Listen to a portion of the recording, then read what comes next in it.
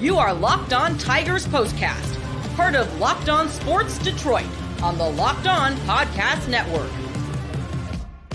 Your team every day.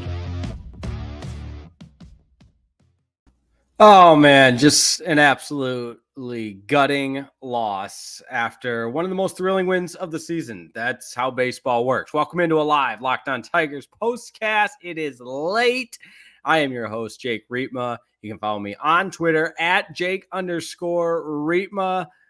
13 innings of torture, 13 innings of bastardized extra inning ghost runner baseball. And in the end, it's the Oakland Athletics 7 and the Detroit Tigers 6 after 13 innings. So we're going to talk about it.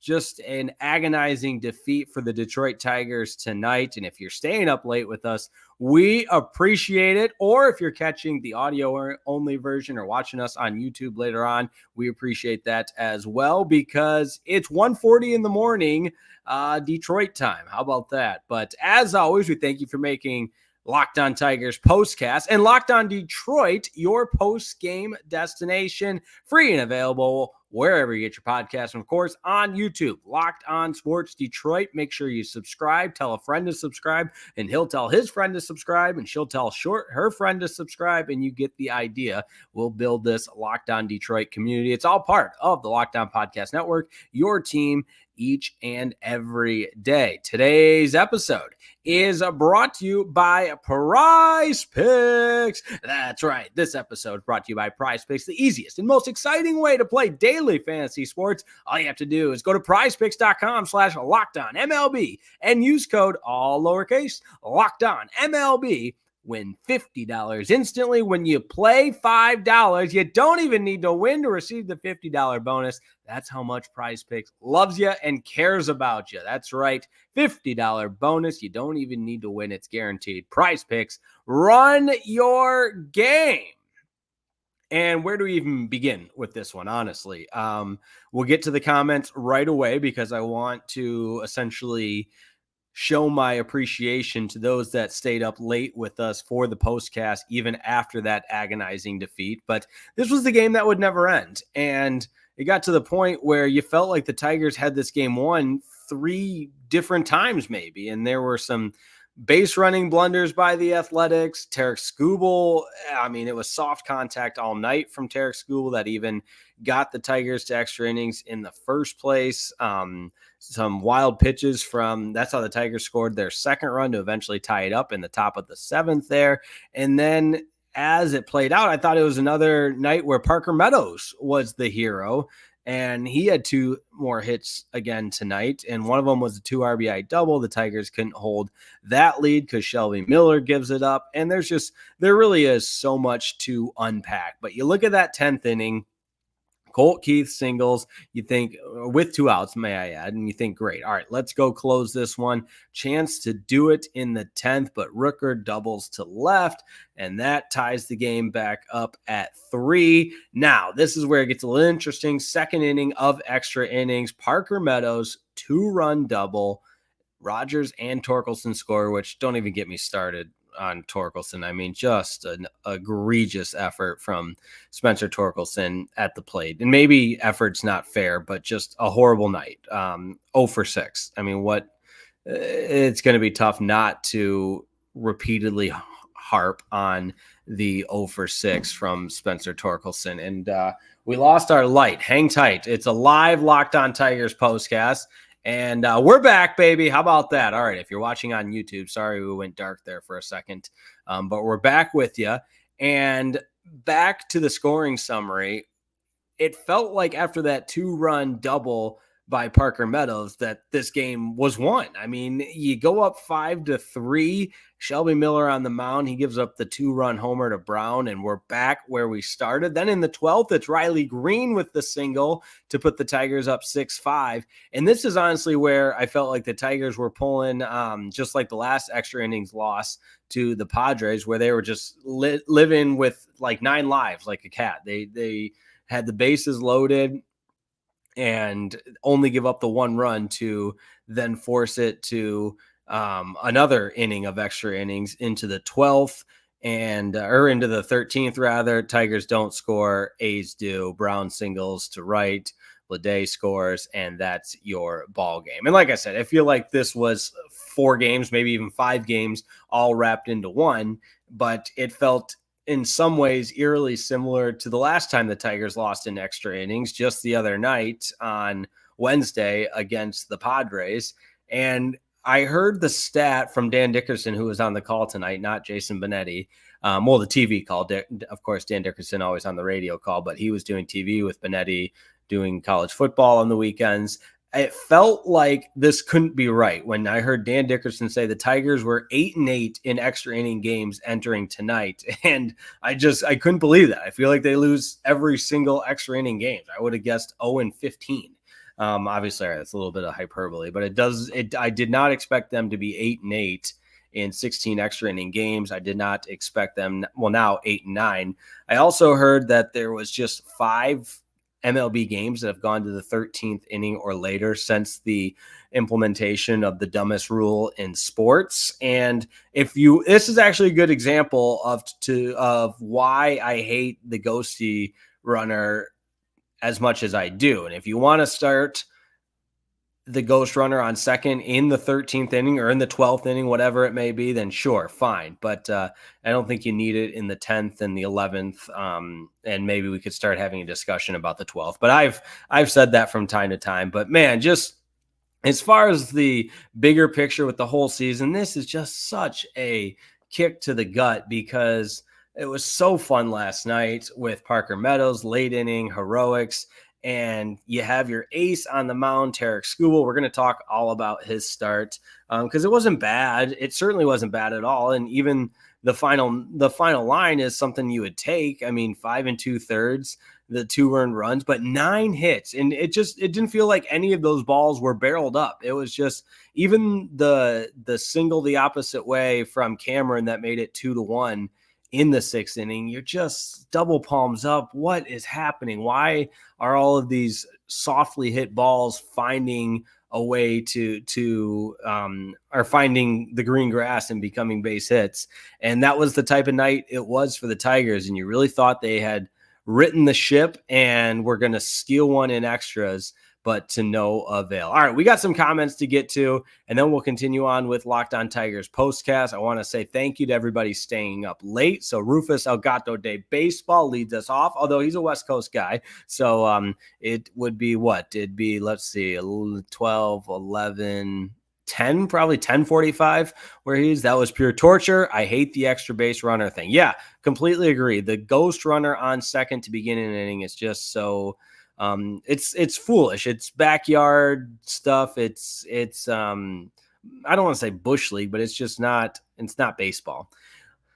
Larry Dana David says, ding dang. Exactly. Demetrius McNeil staying up with us. 2 Tigers with golden sombreros, Parker Meadows and Spencer Torkelson. Therefore, 17 times they've been struck out, might eliminate this team from playoff contention or maybe not. Yeah, as far as the playoff contention go, it's a tough night. Minnesota and Kansas City are playing each other, so those games are going to cancel out. Seattle won. I believe Boston won. Let me see if I can find that game. Some great podcasting here.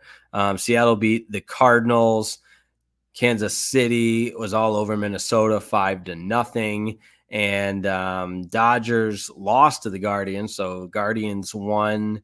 And Red Sox, oh yeah, they're playing the White Sox. So of course they won. So just a tough night.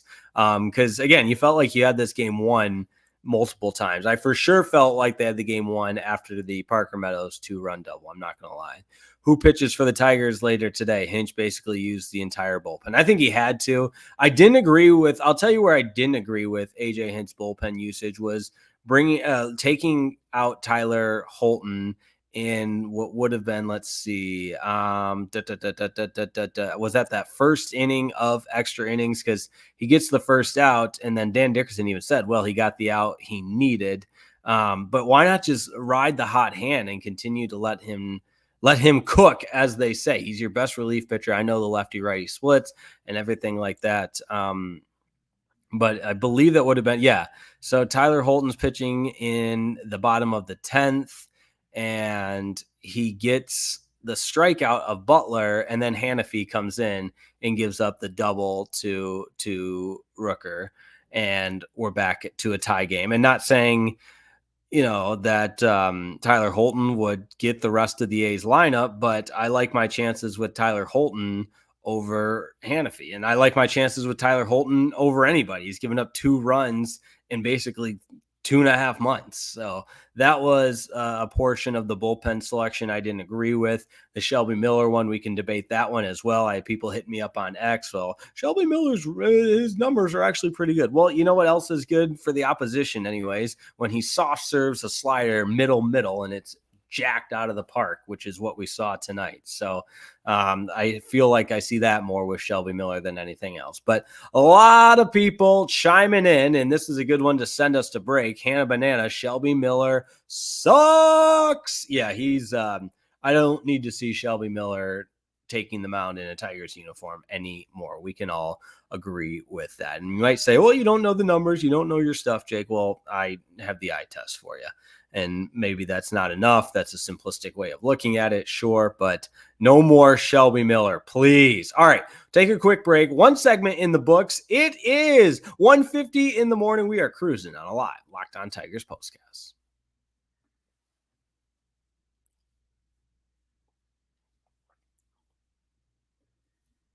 This episode of the Locked On Tigers postcast is brought to you by our friends at Ibotta. That's right. Listen up and listen good. We're moving into the fall. We just had the summer. Of course, I'm telling you all about the seasons, but what we all can agree on this time of year, we're buying all kinds of stuff. Sandals, sunscreen for the summer, snacks. Now that we're into spooky season, we're getting close to that, pumpkin spice lattes, flannels. What else do you like to buy? The stuff to do yard work, rakes. That's one thing. You know what all these have in common? You buy them all the time. And Ibotta can help you out. Ibotta is the free app that lets you earn cash back every time you shop. You earn on hundreds of items from groceries to beauty supplies, even toys, so you can make sure you're beating inflation no matter what you're purchasing. Inflation, that's right, that's a real thing. And I don't have to get into why that's a real thing. I think we can all put 2 and 2 together. But Ibotta is here to help ease the pain of inflation. The average Ibotta user, that's right, he earns $256 per year on average. And while that's not going to create generational wealth, you know what it is going to help you do? That's right. It could cover the cost of an entire shopping trip, maybe that flight you've been eyeing, or even the fancy dinner you've been craving. Other apps give you points that don't amount to anything, but with Ibotta, you can earn cash back with your card and withdraw to your bank account, PayPal, or gift cards. Let me say that again. With Ibotta, you can earn cash back that you can withdraw to your bank account, PayPal, or gift cards. Simply add offers in the app, upload your receipt, and voila, the money is yours. You can save on over 2,400 brands and shop at over 1,000 realtors, including your favorite grocery stores like Lowe's, Macy's, Sephora, Best Buy, and so much more. Right now, Ibotta is offering our listeners $5 just for trying Ibotta using the code LOCKEDONMLB when you register. Just go to the App Store or Google Play Store, download the free Ibotta app, and start earning cash back and use code LOCKEDONMLB. That's code LOCKEDONMLB. The app, it's IBOTTA in the Google Play or App Store, and use code LOCKEDONMLB.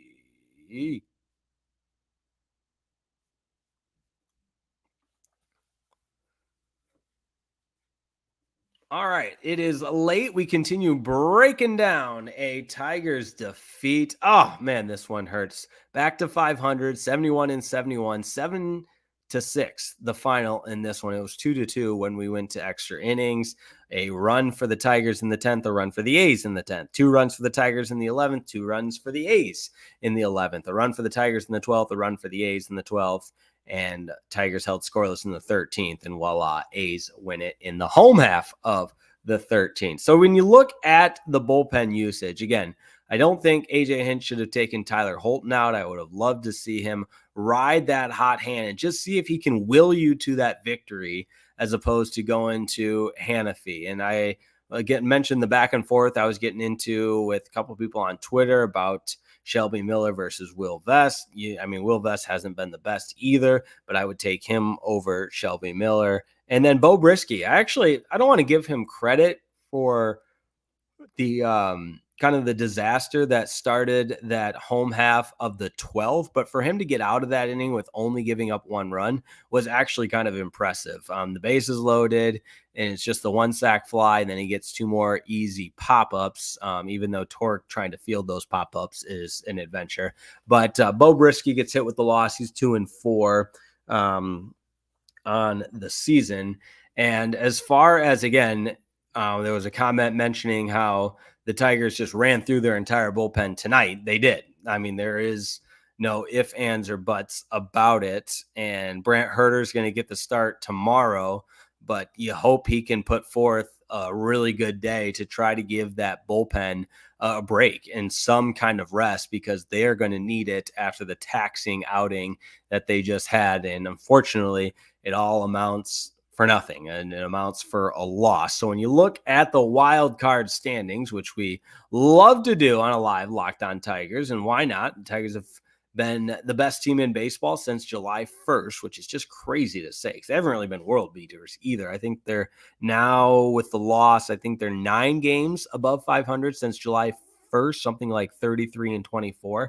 I got to double check that though. But Tigers fall all the way even below the Red Sox, now 5.5 games back of Minnesota, who after losing to the Royals, now Minnesota, let me try that again. Minnesota. If you've seen that Joe Biden gif, I crack myself up.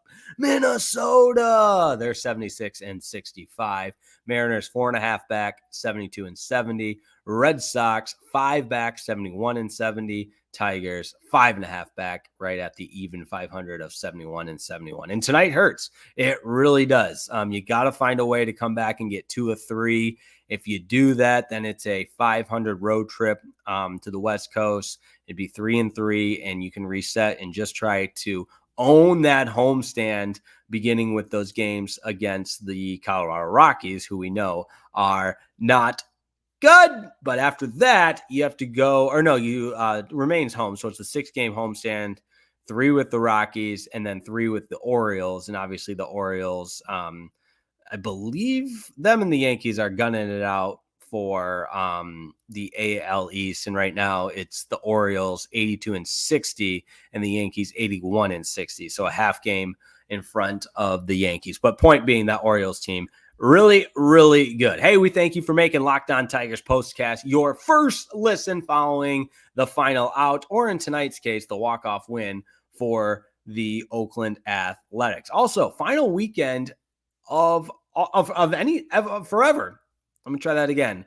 Of all time. That's what I was going for. The last time the Tigers will play in the Coliseum. I wanted to save some time at the end for some great memories that the Tigers have against some really good Oakland teams. In my opinion, one of the most golden eras of Tiger baseball in those 2012 and 2013 playoff series at the Coliseum in Oakland, where Justin Verlander just went off, as the kids say. But we'll talk about that because right now I want to thank you all for making Locked On Tigers Postcast your first listen, and remind you that for your second listen, you got to check out the Locked On MLB podcast, because host Paul Sullivan, aka Sully, provides daily national expertise with his trademark humor to help you get ready for the MLB playoffs. That's right. You got it on Locked On MLB, available on YouTube or wherever you get your podcast, part of Locked On Podcast Network, your team each and every day. We'll tie a bow on this one. Thanks for staying up late.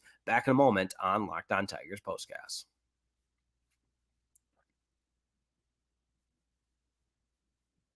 This episode of the Locked On Tigers Postcast is brought to you by Prize Picks. That's right, Prize Picks, the most exciting way to play daily fantasy sports, and that's why it's America's #1 daily fantasy sports app with over 5 million active members. Think about that. 5 million active members, so you know it's got to be good. Unlike other apps, Prize Picks, it's just you against the numbers, my friend. You're just picking against, or you're picking more or less on a player stat projection. That's right, more or less, and then you watch the winnings roll on in, at least 2 to 6 players. More or less, watch the winnings roll on in. It's that easy. If you want to play Prize Picks, it's the only real money daily fantasy platform with an injury insurance policy so that your lineups stay in play even if one of your players gets injured. And if your player leaves in the first half and doesn't return, your picks are still alive. And if you like promos, well, listen up. This one is a lot of fun because you know what? As much as I hate to admit it, Caleb Williams looks pretty good. The number 1 overall pick to the Chicago Bears. Yeah, guess what? If he gets 1 passing yard, you win on Prize Picks every week in September. How about that? Only 1 yard gets you an automatic win. Football in September. 4 weeks of free W's. Don't miss the deal on Prize Picks because it's gone when September ends. Prize Picks invented the flex play, which means you can still cash out of your lineup if it isn't perfect. You can double your money even if one of your picks doesn't hit. All kinds of options on Prize Picks. Don't take my word for it. Check it out for yourself. Download the Prize Picks app today and use code LOCKEDONMLB and get $50 instantly. That's right, 50 instantly when you play just $5. That's code LOCKEDONMLB on Prize Picks to get $50 instantly when you play. That's right, just $5. You don't even need to win the $5 to receive the $50 bonus. It's guaranteed. Prize Picks, run your game.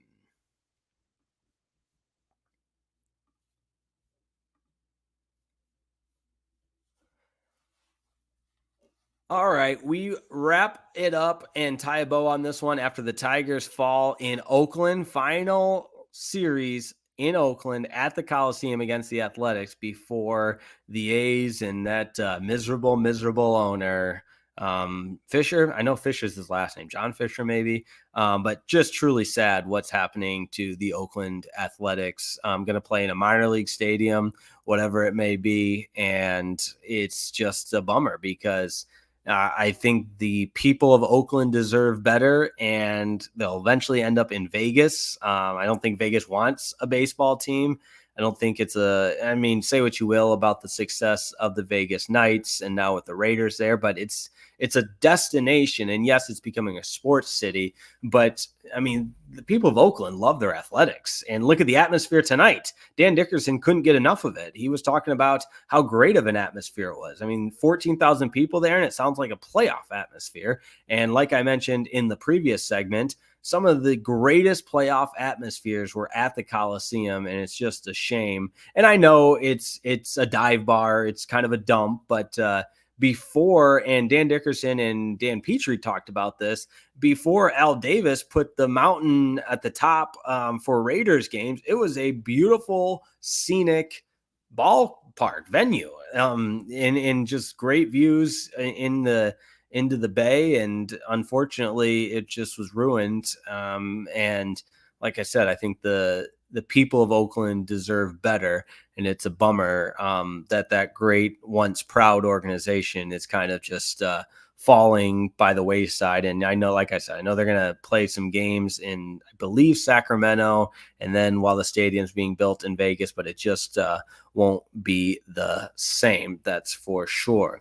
All right, lots of comments to get to, and I appreciate all of them. We begin with Hannah Banana. At least it's football season now. That's right. We had the NFL on last night. We'll have our first Locked On Lions postcast on Sunday after Sunday Night Football. Make sure you join me for that. That's going to be a lot of fun. And tonight, the Packers lost, and that's a great comment here from Hannah Banana. Happy GB loss. They lost to the Eagles, a game that was played in Brazil, but we'll save all of our NFL takes for our next Locked On Lions postcast, which will in fact be Sunday evening. Mary Jo Isaacson, why can't we win in extras? bad movie. Let's watch Alma football Saturday. Yeah, go Alma Scots. That's right. We also have a shout out here for my alma mater, our hometown team in Midland, Michigan, Northwood University. Go Northwood Timberwolves. Open the season with a win. Congrats to Coach Dusty Buer and team. Great to see from the Northwood Timberwolves beating Gannon 28-14. All right, River Cats Stadium in Sacramento is where the Oakland A's, well, now the Athletics, because they won't be Oakland anymore, the A's will be playing. There you go. All right. And I couldn't agree here with Rufus El Gato de Baseball. That was a high-energy ad copy read for this late at night. Prize Picks owes you a beer. That's right, Prize Picks. I bring the energy, and even if it is 2:04 in the morning, sometimes you can't even say it with a straight face. Oh, my goodness. But, hey, unfortunately, last night's late night show was a little bit more fun after a Parker Meadows grand slam in the 9th, and tonight just pure pain, both because of the time in the morning it is and because of the result, an extra innings loss to the Oakland Athletics, who, again, I know they've kind of been the laughing stock as far as their play on the field prior to this season, but they've been one of the better teams since the July 1st date. That graphic that was on the screen, the Tigers have the best record since July 1st, and the Athletics right there as well. I think the Mets were in there as well. I can't remember the entire graphic off the top of my head, but you get the idea. Hey, shout out to each and everyone that stayed up late with us, and wherever you're watching, or if you're listening to the audio only version, in all seriousness, on tough nights like these, it is reassuring to know that we do have our Locked On Sports Detroit community that will be tuning in, and that's what makes it worth it. So from the bottom of my heart, I sincerely appreciate it. And I don't want to declare this the end of the road for the Tigers, but definitely an uphill battle, and tonight certainly stings. 7-6, the final. Thanks for making Locked On Tigers Postcast your first listen. For your second listen, check out the Locked On MLB podcast. Get ready for the MLB postseason with the host of that, Paul Sullivan, a.k.a. Sully. Make sure you check out Locked On Tigers with Scott Bentley, and join us tomorrow for Locked On Wolverines. That's right, Locked On Wolverines postcast after the Michigan-Texas game. That's going to be a good one. Top 10 showdown in Ann Arbor. Is Michigan's offense going to show up? That's what I'll have my eye on, and we will discuss it all on Locked On Sports Detroit. So do me a favor, like today's video, send it to a friend, subscribe to Locked On Sports Detroit, and let's continue to have ourselves a fun month of September here with a lot of things going on. Have a great night. Thanks so much for watching. We'll see you next time on Locked On Sports Detroit.